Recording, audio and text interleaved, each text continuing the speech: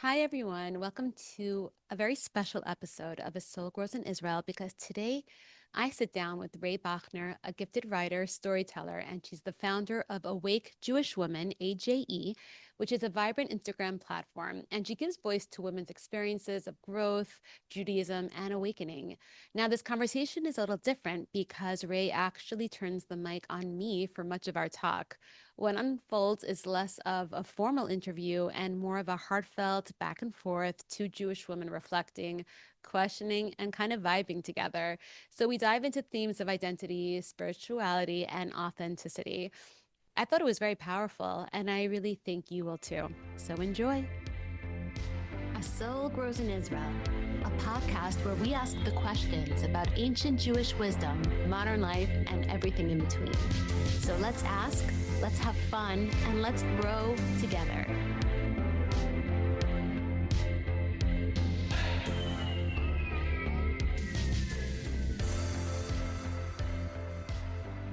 Okay, Yala. Esther Malka, where am I talking to you? What is that gorgeous view behind you? Okay, my view right now, let me just show you a little bit. We are at a rooftop in my home in Renana.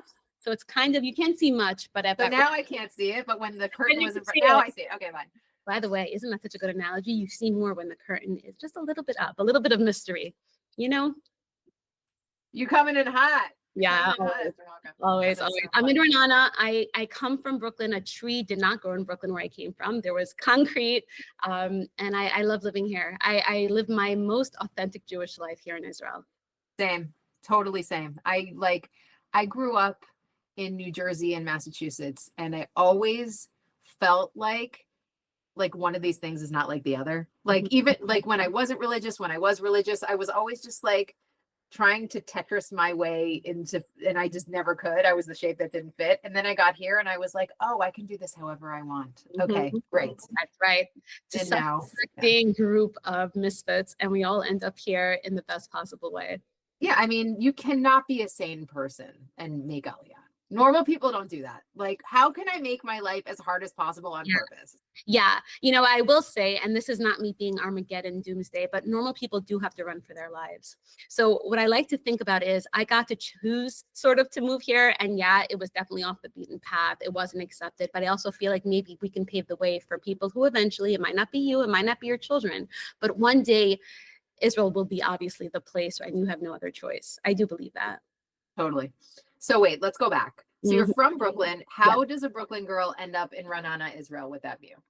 It's crazy, you know, because I was from sort of this Orthodox community. Ironically, Aliyah was not a word I heard until I was in my 20s. Actually, I just didn't know that people who looked like me lived in Israel. We would come and maybe go to some graves or go to Yerushalayim, like the typical sort of way of viewing someplace that was actually so close, but so far away from me.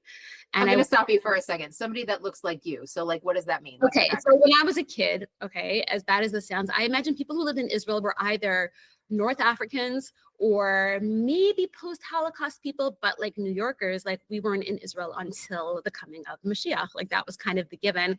And it's interesting because I usually questioned everything. And this is one thing that I just took for granted.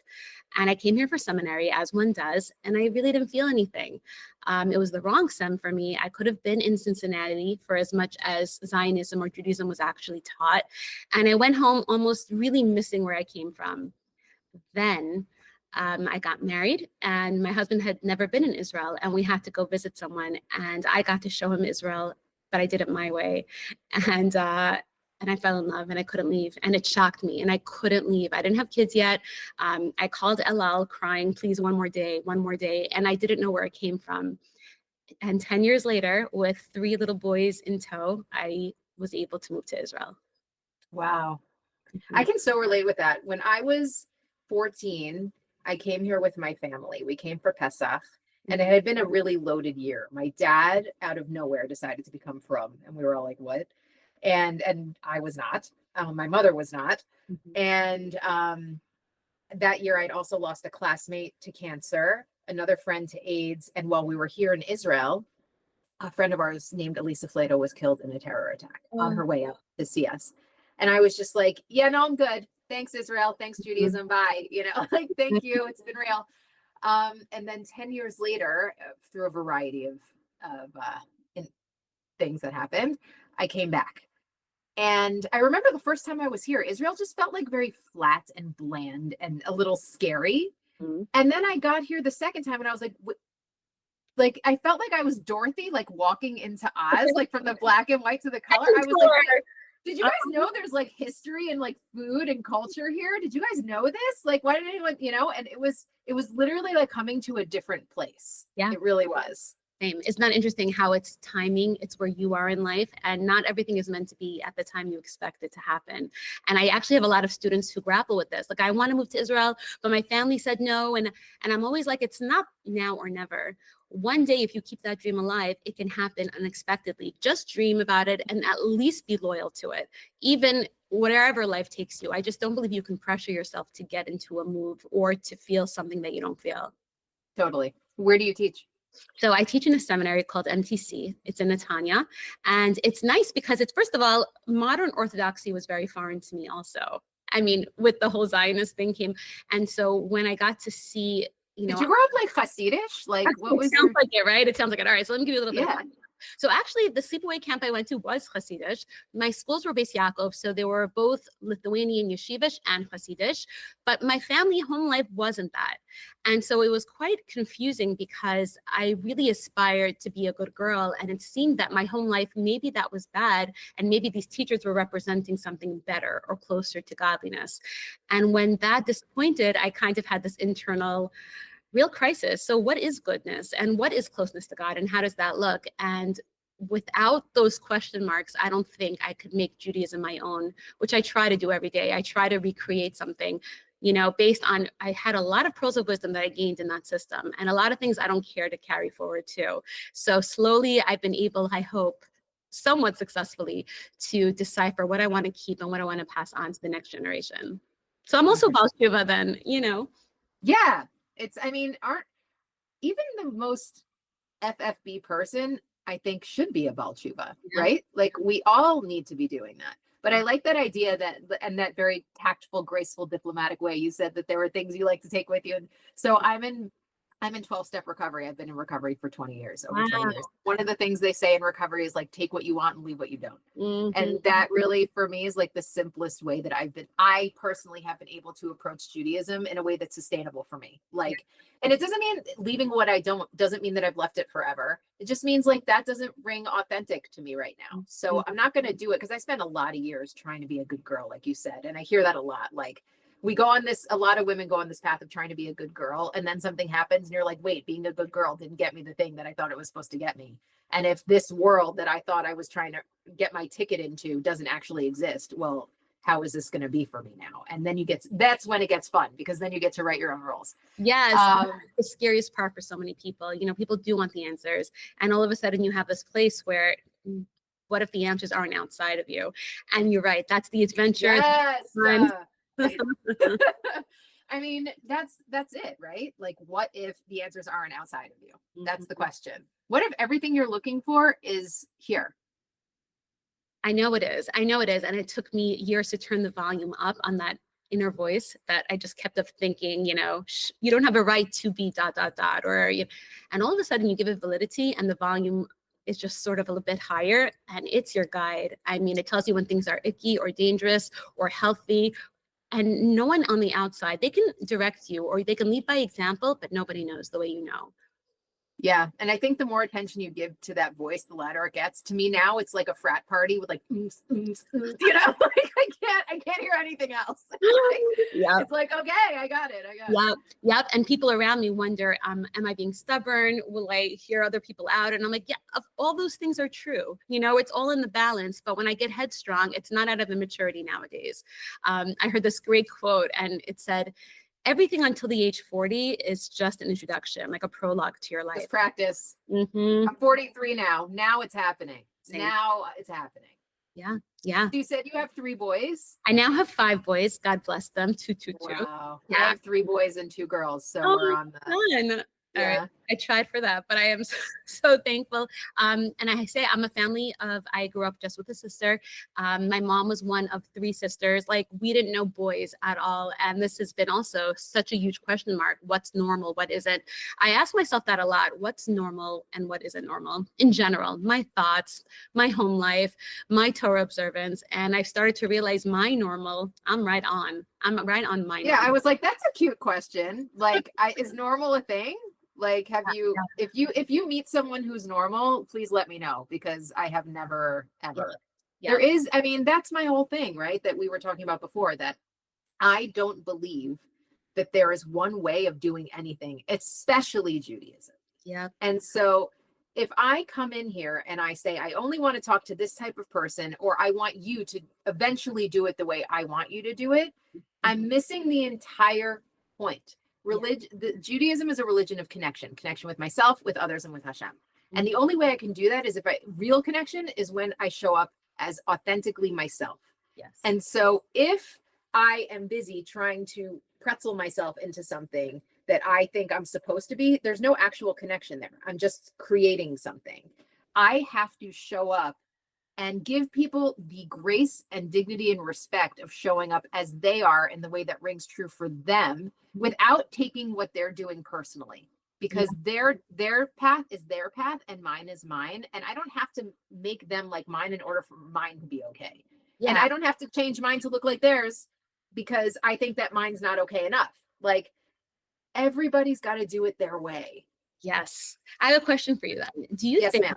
or for you guys listening out there, I guess, but because I'm from sort of such a closed, homogenous community, I wonder if being normal was really an unspoken pressure. Whereas if you were brought up sort of Americana, you were always sort of like living this life of liberty and trying to be unique. And maybe fitting in is for everyone at some sort of like, I don't know, pubescent age. But as we get older, I had to really drop that voice of a fear of either being perceived as weird or eccentric and just embrace it. And that took me years. It's an interesting question, right? And I've heard like a lot of like the frum girl thing, like, oh my God, it's so not normal. You know, like normal is kind of a word that's like thrown around, you know? Interesting insult in that culture. She's yeah, it's not normal. It's not normal. Good. Like, what? Okay, thank you. Mhm. As someone who grew up in secular American culture, I will say that it was only in the last 10, 15 years that this culture of like embrace your weirdness and your individuality was a thing. Yeah. It was still a very conformist culture, even if it was a little bit broader because of the different kinds of people there are. Ultimately, it's like, you know, be successful, make a lot of money, Yeah. you know, and own a lot of stuff. Like, Yeah. that's what you're supposed to do. And don't go off this like American success path. Like, I was just having this conversation with somebody about like, in my generation, there was no talk, like you were going to a 4-year university. Like, it didn't matter if you were emotionally or academically prepared for that. Like, you're going. That's like, it was a bucha. It was embarrassing if you didn't go. I remember there was a kid in my high school class who said he was going to community college, and we were all like, and now I'm like, the best educational experience I had in higher education was at community college, for sure. But the point was, it might not have been as specific as in the frum community, but of course, conformity was part of it. Wow. Just differently. And I will say, even now, conformity shows up, but inside out. Like, now you have to be so different. Like, if you're like, you know, normal, whatever normal is, like, let's say like white, cisgender, straight, you know, certain demographic, whatever. Like, now that's almost like bad. Like, you have to be unique in some way. Now, that's not to say, like, and listen, that's not to say that everybody isn't unique. Well, I'm very big on embracing uniqueness, but the point is, like, it's just a different kind of conformity. Like, you have to, I don't know, I haven't been part of any culture ever that hasn't had some expectation of people. And I've had many experiences, particularly after I became religious, in which I really had to confront that sense of, you know, what is what is right and correct. Mhm. And I spoke to this psychiatrist once, and he said something very interesting to me. He said, any system that exists with the goal of perpetuating itself will destroy anything that threatens that perpetuity, even if it's one of their own. Wow. That's exactly right. So the result is more important than the people building the tower in a way. Correct. No, I mean that in the way, In the way, Tower of Babel, in the way that we have to create something that allows. And the question is, what you're creating, is it worth it? And you have to rethink what you want the result to be. For example, in my world, or in my tiny world, I expect my kids maybe to live a specific kind of life. Now, will I sledgehammer that message into them? Will I role model it to them? What if they reject it anyway? What is the message here? Is it unconditional love, or is it the values that I hold dear? And that's something that I think I will always grapple with, because again, we're flesh and blood, and we have this projection onto our children that we hope we don't. But I think that nonetheless, we do, we give them space, but we hope that, the values I hold dear, which would definitely be a Torah lifestyle, however that looks for you. Again, loyalty to the state of Israel and to the people of Israel, and be a mensch. After that, I'm kind of like, you do your thing. But if one of my children decided to maybe take a different path from those 3 listed values, how do I react then? And that's kind of something that I've been thinking about. So a lot of people aren't going to like what I have to say. Yeah. And that's okay. That is okay. I'm not in this game to be liked. Mm-mm. I came from a family in which my parents struggled with fertility for 7 years, and they told them they'd never have children. And then they had us. And I think because they were so excited that we were here, they forgot about like any plans they had for us, because they were just like, oh my God, I'm so like, you're here. Like there's 4 of you and we get to be your parents. Like, and for me, that's really been a big model. Like I mentioned before, my father became religious when I was 15, and to his credit, he had never seen any kind of family navigate this, and he didn't want to pressure us in any way. Mm-hmm. And so he went in the entire opposite direction, where he didn't pressure us at all and didn't include us, because he didn't want us to feel like he was pressuring us. The end result was we felt rejected because we weren't part of this journey. And my mother for sure did. And it has reverberations even today in my family. And so for me, there have been a lot of little instances, whatever, I won't get into it, not my story to tell. But the one thing I always told myself as a parent was that my children, God gave me these children. He gave me the mission of these children, and he wants me to choose them before him. And my son, my 17-year-old, said something interesting the other day. He said he heard the definition of religious trauma as somebody you care about, whether that be a parent or whatever, choosing God over you. Oof. And it hit me between the eyes when he said that. And I was like, that's it. That's really defines what happened in the experience that I saw from my family. I've been through a whole journey since and resolved a lot of things. So I don't have that same baggage, but yeah, it's this feeling of like, you chose God over me. And I refuse to ever let my children feel that way. Because we should. It's so when you say it out loud, I feel it in my kishkas, as they say, like inside my kidneys. Like, that's not right. That's not what this great Hashem intended. Yeah. No way. I don't believe it. And so if my kids, I'll be fully honest with you, I don't care what my children choose. Obviously, I don't want them to be drug dealers on the street. But like, what I mean is, if my daughter, for example, decides she's not going to dress sneeze, but wants to have Friday night dinner, but that means something to her, b'simcha. If my child decides, you know what, I'm not really going to live an engaged Jewish life, but I will never leave Israel, b'simcha. I want my children to come home. I want my children to come home to me and their father, and for us to be a family, because that's what this is. We are building families. We are building communities. And yeah, I'm not saying Torah and mitzvot and spirituality isn't important. Spirituality, my relationship with Hashem, is the bedrock of my life. But who am I to say what yours should be? Yeah. Who am I to say that?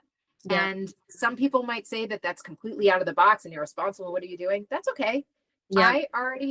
I know what my priority is, and my priority is children who are whole within themselves, however that looks for them. Because if they're trying to contribute and they're trying to give the best of themselves to the world, that's what they were designed for. So go do that. Wow. And the more as I said, I've been on a spiritual path for a very long time. And the more I learn about God, the less I know about God. 100%. Oh, So 100%. like, right. You know, So, Elie Wiesel said, you know, on his deathbed, he has more questions than answers, and maybe questions are the point.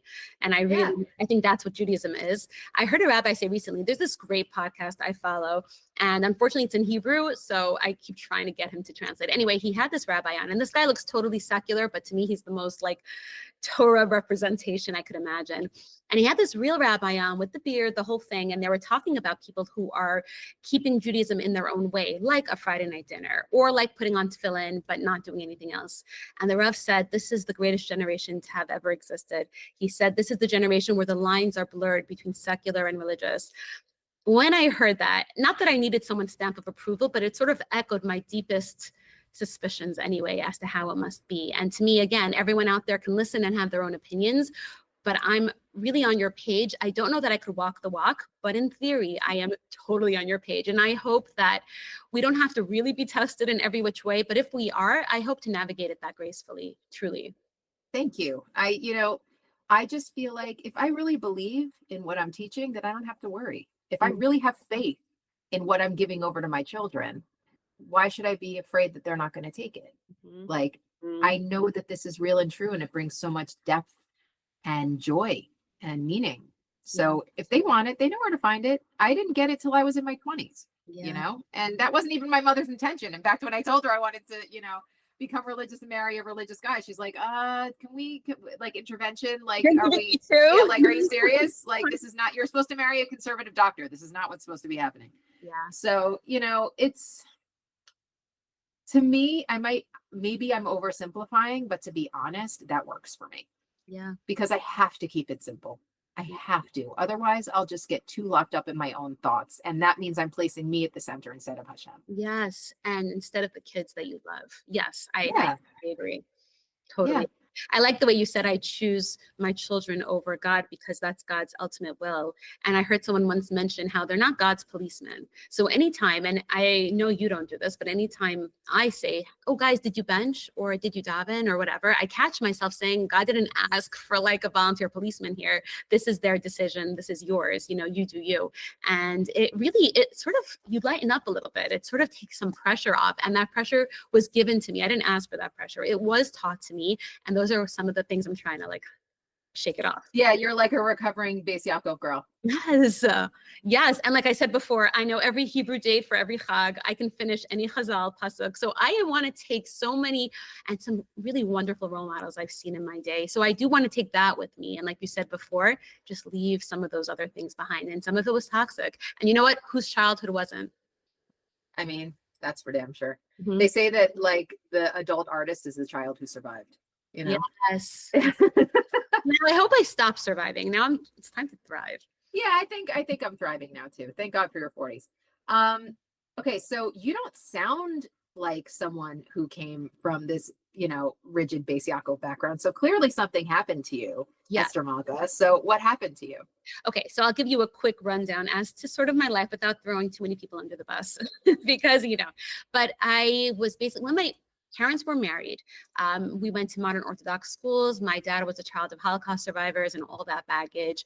And when my parents got divorced, sort of my dad went into Borough Park and my mom stayed in Flatbush. And in those days, these two little enclaves were quite different back in the early 80s. And I was changed into a Beis Yaakov school. And instead of singing Hatikva and Pledge Allegiance every morning, I heard girls arguing between which Hasidic Rebbe was better than which Litvish Rebbe. And I didn't even know what they were saying. I really did feel like an outcast. And I tried to sort of not be seen so I would never be teased. And I don't think I was teased. So I managed to swallow my voice, but avoid a lot of bullying, I'm sure. And I was raised half by my grandparents who were survivors. Then my dad got remarried into a more sort of this Haredi rigid world, whereas my mom was still wearing pants and doing her thing. So I really was raised in two extremely different worlds within the Jewish community. And I was ashamed of one side and I sort of idolized the other.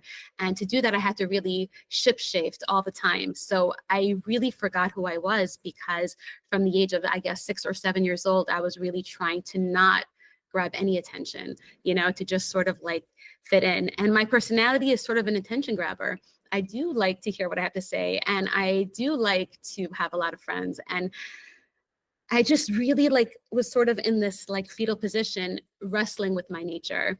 And that continued for many years. And this is so not of this generation to say, but what really saved me, and I don't recommend this to other people, but what really saved me was marriage. And again, to each his own. For me, in my own unique path, I married someone who was also hurting. And together at the tender young age, I was 19 years old, I just felt like I want to live with this man as a boyfriend. I guess I have to get married. That's all I thought. All right, I didn't think about motherhood, values. I just fell in love. We moved in together after Chuppah and Kiddushin. We were married. And I chose not to have children for the first few years. And we just had a great time. We had some turbulence, some love. I really grew up and healed for many years with this man together. Thank God we're still together, Bli Ayin Hara, and I think we saved each other in many ways. And we built an island of life on our own when it came to everything, when it came to Torah, moving to Israel, our own very insular family. And even though I'm still close to my family, no one was really a sounding board for me. I really answered my own questions, created my own life, and really only relied on me and my spouse till today, I would say. Interesting. Did you get any pushback in that regard? In terms of marriage? No, not marriage, but really seeking your own path.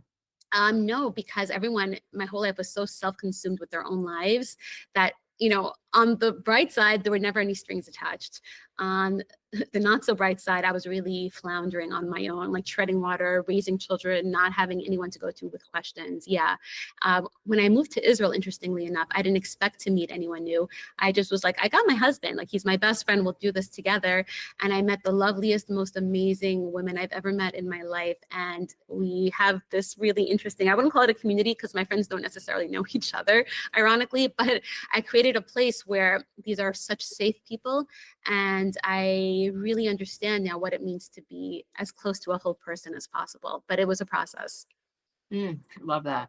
Isn't that interesting how, especially in our generation, I assume you're around my age. I'm 43. 45, yes. Yes, exactly. You look fantastic. Thank you. So a lot of us had to do reparenting and family of choice versus family of origin situations. Yeah. For me personally, my mom, I was very, very close to my mom. And we had a very enmeshed codependent situation with love, not crazy, just, look, we were Jewish mother and daughter, let's put it that way. And then she unfortunately passed away from cancer at 55, 16 years ago. And at that point, I was married with my 2 stepdaughters, and I had just had my son, and I got pregnant again about 3 months after she died. And by the time I had my oldest son, she was already going through chemo and in the hospital, and then she was gone by the time I had my second. And so I raised my kids on my own. I didn't have a mother to call. I didn't have, and I was also newly frum, so it wasn't I had this lineage of people or families that I knew in these communities I was living in. I was starting from scratch. Yeah. And so they're really, I lost my mom at 27. I'm 43 now. Yeah. So I had to really learn on the job what it was to be an adult, to be a whole human in and of yourself, to be a parent and a spouse without running home to mommy every time you have a fight with your husband. You know what I mean? Or just be able to soothe myself and give myself what I needed. And then also be comfortable sitting in pain when I couldn't give myself what I needed, because you can't always, and then finding your people out in the world is something that our generation, I think, and even our parents' generation started to do, because it was the first generations where the multi-generations weren't living together anymore, or they weren't living in the same town. We have had to really pioneer our own lives and communities in a way that previous generations didn't. Absolutely. And It's an art. Comfort. Yeah, it's an art. And when you don't have a choice, sometimes it's sort of the best way to propel you forward. I had a lot of comfort. Like as a little girl, I would hear, the Baal Shem Tov was an orphan. And because he didn't have parents, he used to go out in the forest and talk to Hashem. And I used to sort of feel that way. Not that I was an orphan, God forbid. And I love both my parents who are involved in my life. But I did have that feeling like, God, you're the only one who's got me. And I think I developed a really close relationship with Hashem in the absence of these sort of strong parental figures in my life. And I ended up being thankful for it after all. It took some time, and it's not about forgiveness or grudges or trauma. Like over the years, again, I hope past many of those types of feelings, but it became like I am where I am today, as cliche as it sounds, because of the things I went through. And you mentioned you were in the 12-step program, and I heard a lot about Carl Jung and religion and how that came to be. And I know a lot of people who became so close to Hashem because of those steps specifically. I mean, I had a spiritual experience through the 12 steps first, and then I found my way back to Judaism. It couldn't have worked from the other way around, because I needed to have, again, another controversial statement. I think that religion and spirituality are two different things. They don't have to be mutually exclusive, but you don't necessarily have to have one to have the other. Mm-hmm. So for me, I felt, and that goes both ways. So I had to develop an intimate, personal, no intermediary relationship with my God, the God of my understanding. And once I had that little flame burning, then I could carry it into Judaism and use Judaism to express that. For a lot of people, it happens the other way, or people just jump into Judaism and then they can connect with Hashem. For me, honestly, I've had to let my spirituality guide my Jewish practice as opposed to the other way around, because if I take on things because I feel like I should, it actually gets in the way of my spiritual connection. Yeah. So intuitively it has to align with you. And then it has to. I mean, I've in the course of my frum career, I've worn shaitels and bulletproof stockings and skirts, and then I've had my hair completely uncovered, black leather jacket and pink punk rock hair. So I've done it all. Mm-hmm. It wasn't until I came to Israel, and I did a video about this recently, how both of those extremes were still in reaction to an expectation. Like I was still, whereas here, when I looked around and I said, oh, I can be Jewish however I want. Mm-hmm. And then I went to shul. I live in Pardes Chana, which is like, lots of hippies and artists and music. And, it's some great stuff going on Thursday night. It's the coolest. It's the coolest place. So I went to shul on Friday night, and you have these women wearing these meat pachot that look like crowns. They look like queens.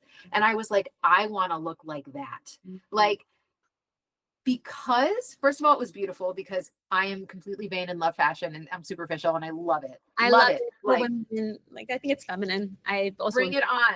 Mm-hmm. And then also for me, it was this perfect melding of the two, of like the fashion and the holiness. Like, oh, I get to walk around looking like a queen. So for me, like, yeah, I know there's like a mitzvah factor to this, but that's not why I'm doing it. I'm doing it because I'm like, oh man, I look like a powerful, royal Jewish woman. Like, that's what it is for me. And yeah, am I fulfilling a mitzvah? Sure. But like, that's not it, Yeah, like I so get it. I so get it. I've heard a theory that there are two types of people. There are people who really need rules to thrive, or that one job for the past 50 years that they go every day, same schedule. And there are people where it crushes them. And religion has a very, very hard time fitting into the spiritual person, and the non-spiritual person thrives in halacha and religion. And I always try in my tiny way to sort of bridge the two in my life in my own way, because I know for me, had I not been grounded by this, what we call this religion, I know myself, I would be in an ashram somewhere, and it would just be another religion, let's be honest. Okay. So I feel like because I was born a Jew, I want to find out how to be a Jew. And had I been born elsewhere, then so be it. And I do believe in that sort of divine providence. I'm in this family, I'm in this lifetime, I'm in this century, in this country. How do I do this in the most authentic way? And you're right, Israel has so many shades, so many gvanim and versions of doing it. It is so free. It is so freeing. And that's the first thing I tell people who are thinking about Aliyah. It's the unexpected surprise I encountered upon landing here. So true. So how did you start this podcast? What's the story with this? So this is a real woo-woo answer. So basically, for many years, I've been teaching. I like to write, and I'm pretty vocal. And my audience was my family, and they've just heard enough. They're like, all right, Mom, we know what you're getting at. We get it. I was in my cousin's sukkah last year, and she is very sort of like, I did an interview with her actually about astrology, and she has all these charts and birth charts. And I finally said, let's get into it. And we went in deep. And for 3 hours, I literally forgot to blink. I was just mesmerized. And this one thing kept coming up, and she kept saying, you are meant to have more of a public stage, or find out where you can get up on stage. And she kept saying something like that. And I kept laughing. And she goes, why are you laughing so much? I said, because I know as a child, I knew that I wanted to do something like that, and I was embarrassed of it. I thought it was kind of maybe not sanua, or maybe attention grubby, or something about it just didn't feel classy. It didn't feel nice. And I didn't listen to myself. And after Sukkot, it sat with me. And I really, for about 2 months, I was thinking, what does that mean? It doesn't mean famous, because that's just not me. But it does mean I need a bigger platform. And that's it. I've been passionately doing this. I've been immersed in it. It's been bringing me a lot of joy and happiness. I don't know if this continues, or how long it continues, or how big or small it gets, but I know that I'm doing something that is probably aligned with why I'm here. That's really my goal. Why am I here? What do I enjoy doing? And those two things always go together. If you enjoy it, you're tapping onto something that you're meant to do, because we're talking about God and the world. I think Hashem wants us to have an amazing time here on earth. I totally agree with that. And that's why I do AJW, and that's why I can't stop doing AJW, because I'm like obsessed with it, and I get to have these amazing conversations with these amazing women. Honestly, I'm probably getting more out of it than anybody who's on the channel. Let me tell you that when I come home from teaching, or I finish an interview, I am a better mom and a better wife. And I made the connection. Wow. When I'm not doing much and I have less to look forward to that day, I find all the problems. My mind is a scary neighborhood that day, I will say also, I think that really plays into who we are as women. I interviewed, do you know Batsheva Marcus, Dr. Batsheva? So she's fabulous. You should totally talk to her. So she started the Jewish Orthodox Feminist Alliance, and she's also a researcher. She's a sex therapist, but she was at the forefront of research in women's sexual health. So anyway, we were having a conversation about men and women, and how men, the way that they relate and engage is they have their center of their universe, which is their woman. Yes. And they connect physically with their woman, and that's how they feel connected. Women don't need their men. Women love their men, and they connect with their men physically and through other ways, but they need their women. That's skills. That's it. I adore my husband. He's fabulous, but I need my girls. Like they are the ones who I can. And again, that doesn't sound right, because of course I can talk to my husband about anything. That's not what I mean. What I mean is, they see and get me in a way that my husband can't, because he is a man. Yeah. And we give each other something that my husband can't give me. Yeah. And that's okay. It doesn't mean there's something wrong with my marriage. My husband and I give each other what we need within our relationship. But as a woman, there is a circle of women that I need as a resource to fulfill my full womanhood and femininity. Do we have to have these conversations. Men in that same capacity, do you think? Men need what? Do you think men need other men in that same way? I don't know if they need them in the same way, but they certainly benefit from having those communities and having those conversations. I think women need each other, and on like a hormonal biological level, we need that oxytocin. We need that connection. Like, we get high from talking to each other physiologically. It literally, like, our oxytocin, which is the hormone that's released when we're in labor and when we have orgasm, we also have when we have conversations with other women. Wow. Yeah, scientifically. Flowing. Wow. Yeah. And so, okay, so, to make this about me, I'm a bit of a introvert, ambivert kind of person, which means I love being with other women. And I come home smiling and happy, but I never seek it out, because whenever I do have downtime, my go-to is to read, or to sit on my porch, or to watch something, because I'm such an insular person by nature.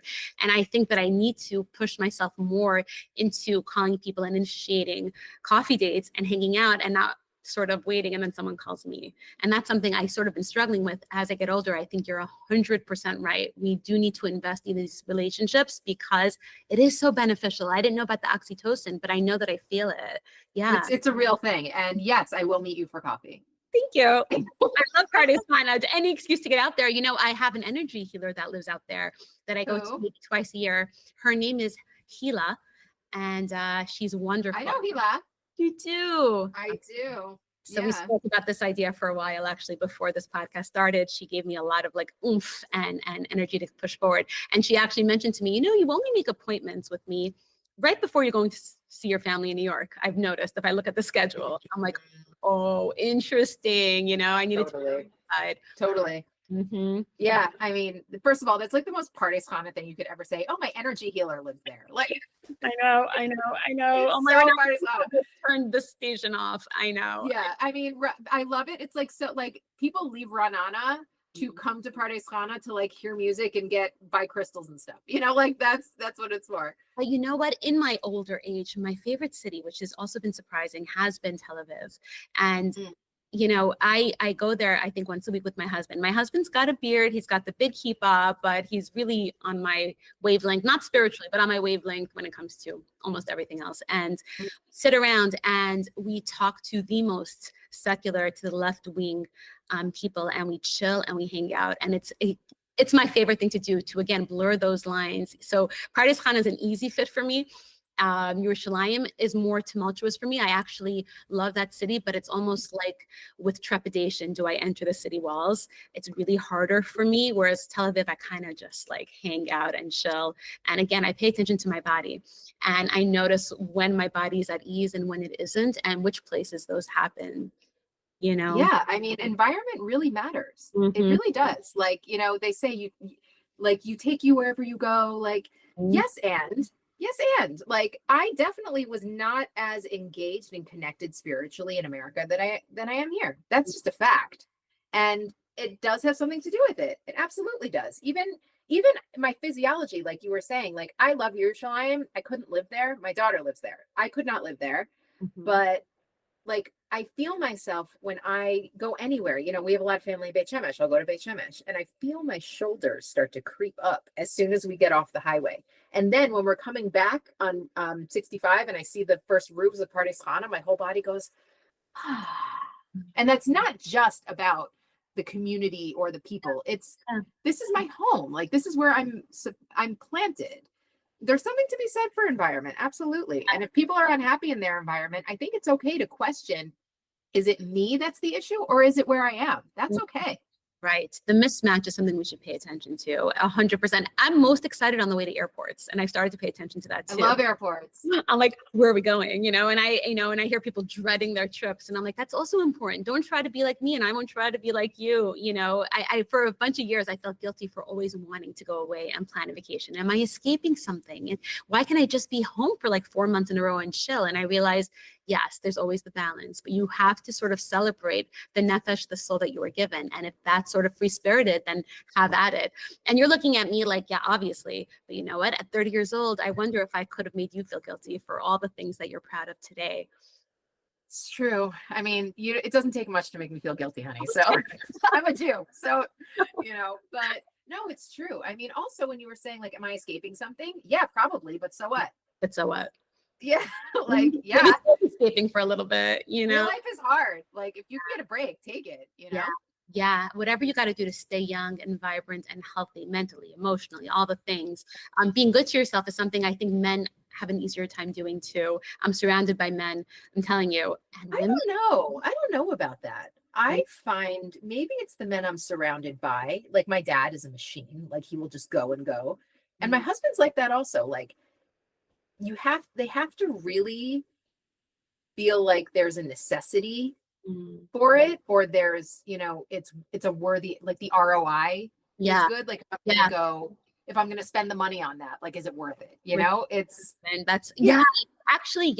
So here, let me clarify what I'm saying. No, you're absolutely right, because I'm also surrounded by people who, there's an amount of sort of neglect for your well-being. On the other hand, when it comes to food, my husband will saute it beautifully and sit down like a person and eat like a nice meal because he's worth it. And it took me years to realize I should be doing the same for myself instead of picking up and running, because my body's also worth it. And I've noticed certain things that are important to him. If he's not in a good mood, he is not in a good mood. And I found myself bending over backwards to make people comfortable around me. And yeah, you take the temperature in the room. Literally, you I'm raise the temperature. I'm raising it, lowering it. What do people need around me? And I think you're right. I think each of us in this relationship have what to learn from one another on how to self-care. Yeah, that's a really good point. You're right. Yeah. Yeah, I mean, I'm really good at self-care to the point where I'm like, oh, you guys need something? Hella vibe by us all. Okay. I think that's the healthiest way to be a woman. And everyone in your household benefits when you are that way. I've seen it. Yeah. Yeah. I mean, it's funny. I was talking about this with my sponsor actually.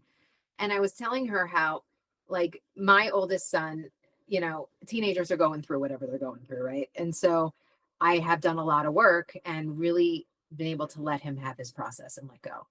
But I have these moments where I'm like, wait, I'm not worrying about him. Is that neglectful? I should worry about him. And then like force myself to start worrying because not worrying feels neglect. You know what I mean? Like those are the mental games I play versus like, no, he's going to figure it out. If I can figure it out and be a functional human, any human can figure it out. Just trust me on this one. Okay? Who's the worrier in your marriage? Me. Oh my God. Okay. Oh, 100%. In fact, I'm one of those, I am not an optimist. I am a worst case scenario. So like my husband, we make a joke that he's not the tiniest. So like if he says he's coming in 10 minutes, he's coming in 4 hours. So like there are times where he'll be like, I'll be here in 15 minutes. And then an hour will go by and I'm like, well, he's dead. So am I staying in this house? Am I moving back to America? Like I've been widowed like 86 times in the last month. Like I know what the plan is when my husband dies because I've gone through it so many times in my head. So yeah, I am for sure the worrier. So crazy because my husband is the worrier. I have a theory that it's a dance.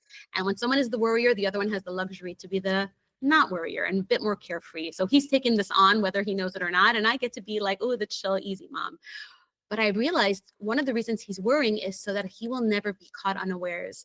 And I wonder if this resonates with you. Like, I don't want surprises. So if I imagine the worst thing that could be, not only do I imagine it, I'm sure of it, then, hey, I was prepared. And slowly I've been trying, not to teach anyone, because who am I to teach anyone, but slowly I've been trying to maybe show us together how you'll never be prepared. And life sometimes has a gut punch and sometimes things are just okay. And there is no amount of prep by being a pessimist that'll work that way. On the same token, I accept and respect that way of being because it frees me up so wonderfully. And when he's traveling overseas and I have to be the worrier, it's not comfortable. It's rough. I think my husband and I have this nice dance. I say that I'm too much din and he's too much rachamim. Like he is like such a people pleasing, kind, like will go out of his way for people. Whereas I'm like, you looked at me wrong, like goodbye. Like, you know, and so I say like, if you walk through Pardes Chana, I make this joke. My husband, like, do you ever see the Beauty and the Beast? You know, at the beginning of Beauty and the Beast, where like everyone's like, "Hi, Belle, hi," and he's like, and Belle's like, "Hi." That's my husband, and then I'm the Beast who's like, "Get out of my castle." Like that's literally like we are these two extremes on purpose, but it's good because whereas I see someone and my husband will be like too down the cuffs, like, oh, they're this, and I'm like, yeah, but did you see that? Because you need to pay attention to that. So he needs you, and I need him. Yeah, absolutely. The difference is I might walk around like Belle, but on the inside, I am that hairy, ugly beast. I'm trying to let her out more because I don't want to fool anyone out there. I let mine out too much. Oh my God. It's funny. There was somebody recently who was talking to my husband. He's like, your wife scares me. I wish someone would say that about me. I dream of the day that I'll scare just one person, whereas my kids are like, Mom, you're never angry. And I'm like, I am. They're like, but you're not scary. I'm like, you know, but I do the low talk. And when I do the low, the low for, so my kids, when my kids were little, I don't yell so much anymore. Thank God without a lot of work, but I was a yeller when my kids were little. And I used to be like, if you guys don't stop, scary mommy's going to come. And like, oh, scary. No, we don't want scary mommy. Like, my line now is usually at around like 9, I get like the twitch and I say, Mom's off duty. I don't want to talk to anyone now. I don't want to see anyone. And the kids are like, okay. And I'll say, I'll lay with you in bed, but no talking. I'm talked out. And again, that was something that saved me because they know I'm on duty, but I need a lot of my own time. And again, that's just the self-acceptance and getting to know yourself a little bit better. And I will add, you said you have a lot of guilt because you're Jewish after all. And maybe we can end on the note that guilt is not Jewish. I can point fingers and tell you where it came from. But I think that authentic Judaism is guilt-free, always ready to make things better, but no guilt. Totally. Yeah, no, let's just say Jewish neuroses. Shall Okay. we? And we have, you know what though? We were once driving through this beautiful Italian village, and the cab driver pointed to a few houses and said, yeah, they were living here for a bunch of generations, maybe 600 years. And I thought, oh, the luxury to not have the neuroses of running with 2 candlesticks and eating diamonds in your bread because you're running away. And I'm telling you, it's in my blood. The neuroses is there and it is well-deserved. And I know we pass it down and we try not to, but I think when I look at my kids' generation, they're the freest generation I've ever seen.